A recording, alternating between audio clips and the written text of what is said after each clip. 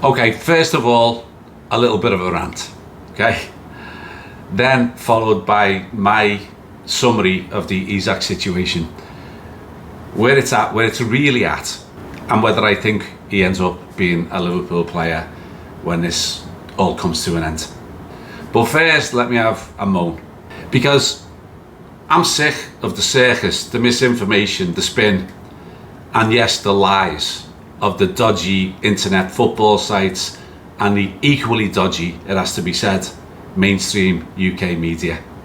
There are so many sites, channels, groups masquerading as media outlets that wake up every day, scour the internet, the newspapers, the websites, the rumour mill, pick their favourite rumour, turn it into a clickbait headline, and then publish it as some kind of knowledge and truth, as if they actually know something. They don't. They haven't got a clue. And they're wasting your time and mine, spouting absolute rubbish 99% or 100% of the time. And I'm actually going to call some of them out, and some of the mainstream media out as well. The ones that leave me shaking my head time and again, which I've actually given up on, but I clicked on them for the sake of this situation. They include sites such as Team Talk and Sports Bible. I've no idea who these people are, so I've got no axe to grind against them other than they publish nonsense. There's many others too, and I'm going to explain why, seeing as I've actually name checked them. But I'm going to get onto the UK mainstream media as well, because they are every bit as bad. The worse, actually, because they're supposed to have some inside knowledge and credibility. That's their job. Now, the first giveaway, and when all of us should just stop reading immediately, is when they state sources have told us. You know, sources. You know what their sources are? A bloody headline they've read that morning somewhere else, from some other cowboy channel, some other dodgy site, or even some competitor of a newspaper. Those are their sources. They don't have any credible sources. If they did, those sources would have a name, but there's never a name. The furthest they'll go is they'll quote another dodgy site or another dodgy newspaper as their source. That's not a source, it's just another dodgy site. Another one, and the pro-Manc, anti-Liverpool BBC Sport like to use this one, so they don't even have to pretend that they've got sources. They say the BBC understands that. That's code for we haven't got a Scooby-Doo. But by using a phrase like this, it sounds like we actually know something, when in reality we actually don't. And just an aside about BBC Sport, they reported yesterday that the Isak deal is dead. And as a Liverpool fan, my recommendation is that you don't ever bother with BBC Sport. Their content is 100% pro Man United and 100% anti-Liverpool. If they ever do have a Liverpool headline, it's invariably negative, such as yesterday, that them claiming that they understand that the deal is dead, because that suits their base, a base of Man United fans that they cater to. And if you maybe haven't noticed this about the BBC, if you go on it, take a look at all the Man United articles you will see, and the content of any Liverpool articles that you might see, and you'll see what I mean. But back for a moment to these internet cowboys. These are all in the last 24 hours or so. So I'll start with the Team Talk headline. Get this. Arne Slot's hope evaporates as Liverpool make ruthless Alexander Isak decision after Newcastle bid rejection. Now, as I say, I normally ignore them. I haven't fallen for their nonsense so many times, but today I decided to open it just to see if maybe once they had some meaningful information. What did this headline actually mean? The answer, absolutely nothing. In fact, the article mentions nothing at all about Arne Slot's hopes evaporating. It mentions nothing at all about any ruthless decision. In fact, neither of those are even mentioned. What it does do, and I knew this would be the case, is they've hoovered up a load of conspiracy theories from other places and repackaged them, developed them into an article full of quotes, some presented, by the way, as exclusives in there as well, from the likes of Dave O.C. Kopp, from TBR journalist Graham Bailey, from journalist Ben Jacobs on X, and finally from a tweet from someone at the BBC. Now, not only are these nothing to do with the headline, but they actually all contradict each other as well, all in the same article. You get that Liverpool have made a bid for 120 million with add-ons, or 110 million with add-ons, or 110 million with no add-ons. And now that Newcastle have rejected that bid, you can take your pick of these. Liverpool are preparing another bid with no add-ons, or they're preparing another bid with add-ons. They're preparing a bid to be paid in instalments, which happens in almost every big money transfer. Liverpool have no plans at all to make another bid, or Liverpool are completely pulling out of any deal for Isak. Take your pick, which is it? They're all in the same article. The answer is we don't know, because neither did they. They haven't got a clue. So back to the UK newspapers, and I use that term loosely as I'm going to mention the Daily Star and the Daily Mirror. Now, both of these yesterday had the same very insightful story. This was the headline from one of them. They both had similar headlines. Newcastle received 10-word Alexander Isak warning to leave Liverpool response non-negotiable. That sounds rather ominous, doesn't it? I better click on that one.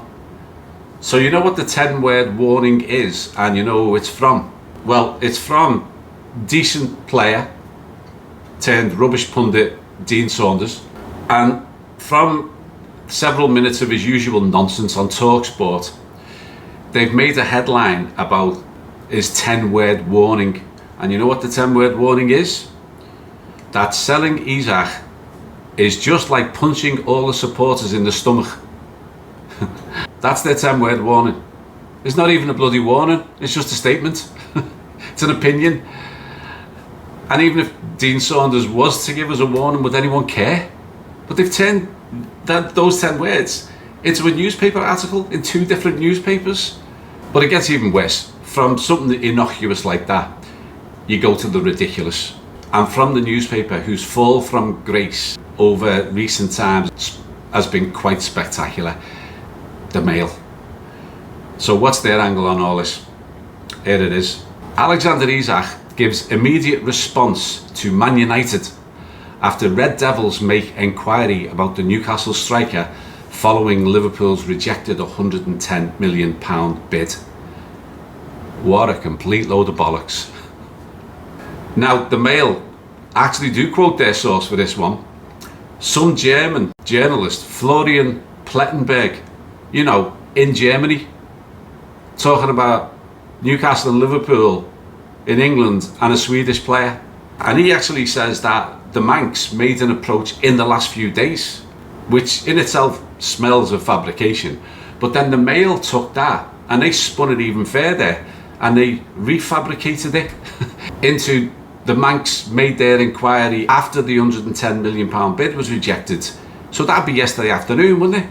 Anyway, apparently Isak's fabricated response to this fabricated bid and fabricated story was to tell the Manx to do one, and he wasn't interested. So there you go. But they managed to fit Alexander Isak, Liverpool and Man United into the same headline. So there you go. A site called Sports Mole got onto that one as well, and they had an headline that said Alexander Isak's Man United stance revealed as Liverpool make major decision over second offer for goal machine. The German story just spun another way by Sports Mole. So then the Express, not wanting to be outdone, they came up with their own spin and fabrication, and they went with Newcastle baffled and angry at Liverpool's Alexander Isak approach as saga takes new twist. Newcastle Chiefs have reportedly been left furious with Liverpool after their failed approach to sign Alexander Isak. Reported by who? Absolutely no one. Furious about what? Baffled and angry about what? Newcastle knew Liverpool were going to make a bid. And they also knew it would be below their valuation for him, because that's how transfers work. You go in with a low ball offer and then you negotiate. But now, apparently, because of this traditional and fully expected negotiation dance has started, Newcastle are furious, baffled and angry. Again, it's utter nonsense, it's utter lies, and they are lies, because when you've got no sources and no information and you report something that's guesswork, unproven and made up, it's a lie. Football 365, meanwhile, reported that Liverpool bottled it, which they stole from another Daily Mail fabrication from their journalist Craig Hope, that says that Liverpool have apparently strung Isak along. So we're just taking the piss, apparently. By making one of the highest bids in Premier League history and in the history of football, we're stringing them along. They go on to actually say, in a damning assessment of Liverpool's pursuit, it's stated that they have bottled it and strung the ex-Real Sociedad man along and are pulling out of the deal. So, a damning assessment about Liverpool from that beacon of journalistic integrity, the Daily Mail. Now that was yesterday. So today, a certain journalist from the Daily Mail has insisted that Liverpool haven't walked away from the Isak deal after all. And where did this come from? You guessed it, the very same Craig Hope. The next day. Now back to Football 365, because they're also reporting, and this one's a beaut. And again, it's simply lifted from elsewhere. And they say that Isak's reps are simply going to cancel Isak's contract. Just like that, poof, cancelled. We can show up with a wheelbarrow, chuck him in, wheel him back to Anfield, done. No PSR concerns, no fee. Brilliant. Why didn't anyone else think of that? Now, what made this one even funnier is that when you actually click on that headline on Football 365, and it is their headline, they then attribute this utter bollocks of a story to the Daily Mirror. And then in their article, they have the audacity to go on and slag the Daily Mirror off, and I quote, for their increasingly pitiful articles in search of clicks. So they rob a headline from the Daily Mirror, publish it as their own, as a headline, and then accuse the Mirror of a lack of integrity, wanting clicks. Sportsmole, back to them, then they came up with why Alexander Isak bid rejection could help Arne Slot's Liverpool win the Premier League. So what is it? Are we going to win the Premier League because we sign Isak? Or are we going to win the Premier League now because we don't sign Isak? I'm almost done. The Irish Examiner, following in the BBC footsteps, says Liverpool are willing to walk away after Newcastle reject 110 million bid for Isak, as per The Guardian. So they got theirs from The Guardian. And once again, not a single source mentioned, not a single quote, not a single fact, not a single name. In fact, nothing credible whatsoever. In other words, none of this has any credible sources. None of it is an exclusive, and none of it is likely to be true. But they don't care. They know that yesterday's news is gone. So whatever they said is irrelevant. It's on to today. So they got their hits, they got their stories, they got their clicks. Doesn't matter how much nonsense it was. They got no accountability whatsoever. So after all that, here's my take on it all. The real story, and the only story that we have.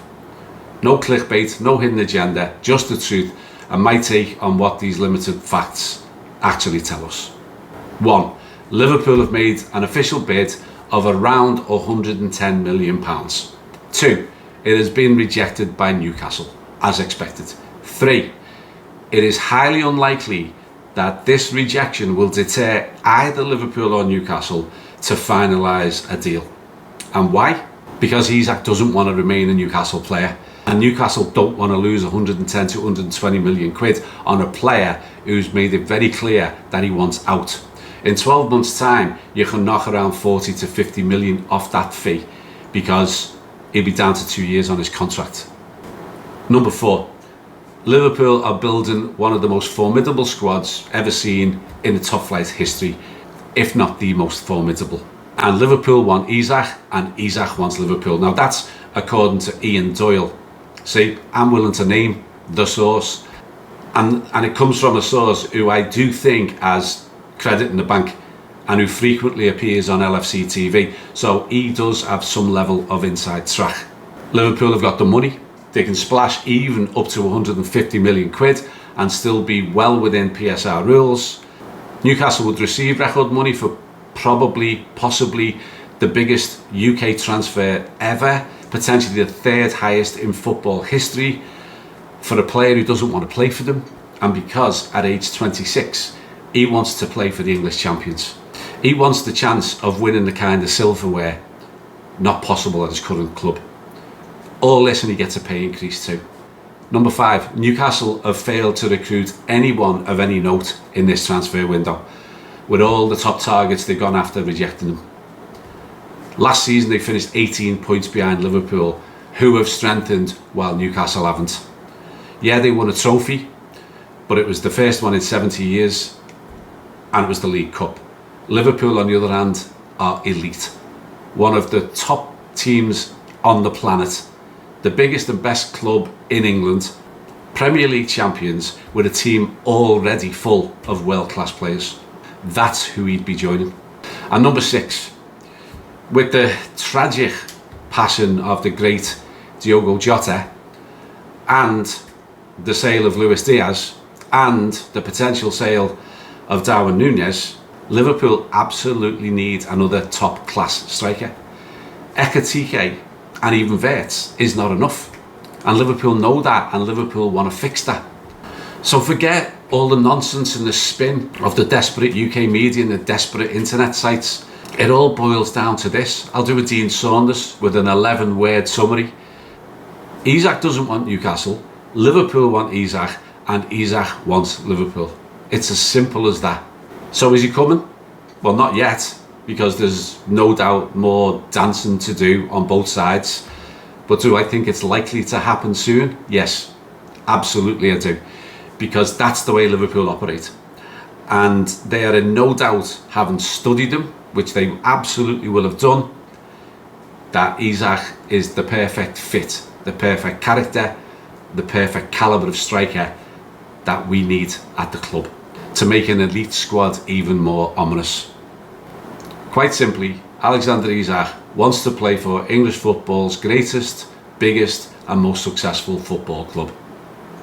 Watch this space. You'll never walk alone. Cheers. Ta-ra.